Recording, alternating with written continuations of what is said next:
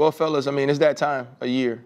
Obviously, the election is approaching. Nick Bosa, after their win over the Dallas Cowboys, interrupts Brock Purdy's interview with a MAGA hat on.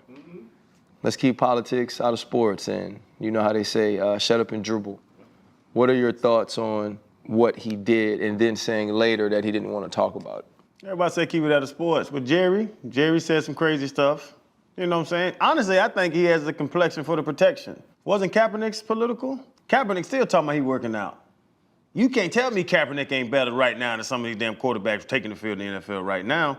Keep the politics out of sports unless you look a certain way. And then you can say whatever you want and it's cute and they laugh it off. But that's what it is. You can't do it now because with the social media and the people retweeting and reposting and texting, you can see what side people are on at all times. You know what side people are on. But I just don't think he'll get criticized because of the fact that he's a clean-cut American white boy, and it was just a hat. That's what I say with them. But if he was a big old black dude from the hood, they would make it a bigger deal than it is. I really believe that way. He's a NFL family, his daddy, his brother, and all that stuff. I think Nick has the complexion for the protection. I think a lot of it comes back to, you said protection for the complexion. A lot of favoritism comes into play. If it had been, someone like one of us, it would have been all over the media. The fact that we were fined for the hat, because it's a finable offense for the people that don't know that.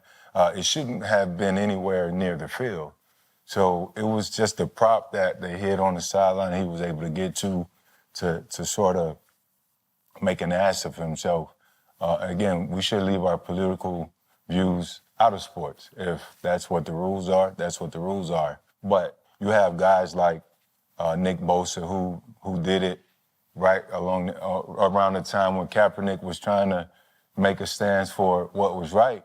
He was one of those people who sort of went the other direction and ended up apologizing about it. So you are who you are, and at these times, all of that tends to come to light. A lot of people in this time of the year tend to reveal them true selves. Even the comments that the guys made during Trump's rally, about Puerto Rico and all this other stuff. But I hate that it has to be that way, for people to feel that way and just to act beyond themselves. But again, I think it's a true showing of who they really are at the end of the day. Yeah, I think when Nick Bosa shows up in a MAGA hat during Brock Purdy's interview, he knows exactly what he's doing. Never before has sort of partisanship had divided the country in the way that it has. Since 2016, that's been what it is. And when you say make America great again, what was so great about it before? What part of America are you trying to get to?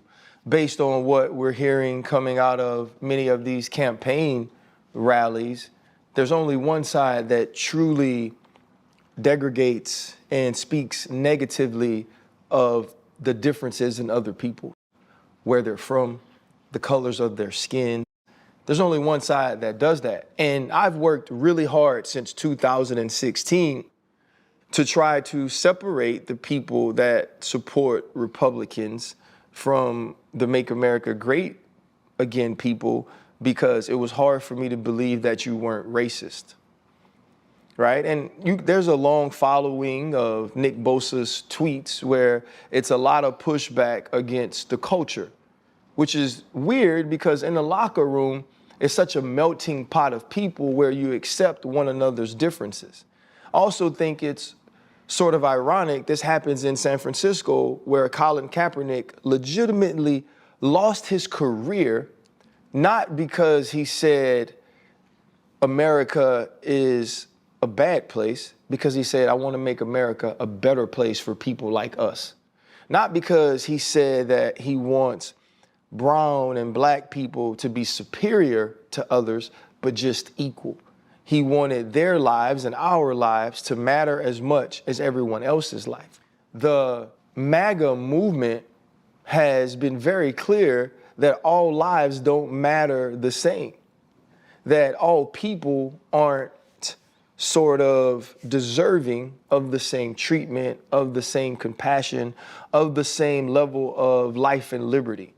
And so I do think that the shut up and dribble thing that always is told to the LeBron Jameses when he speaks up against police brutality, to the Colin Kaepernicks when he speaks up against police brutality, to all of these athletes who were involved in movements in 2020, it only seems to go to the athletes that look like us, to the people that are speaking for the marginalized and the minorities as opposed to the majorities.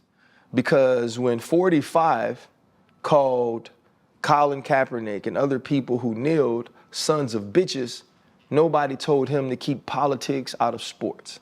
So it seems very clear to me. Nick Bosa understands that when you wear that hat, you take a side.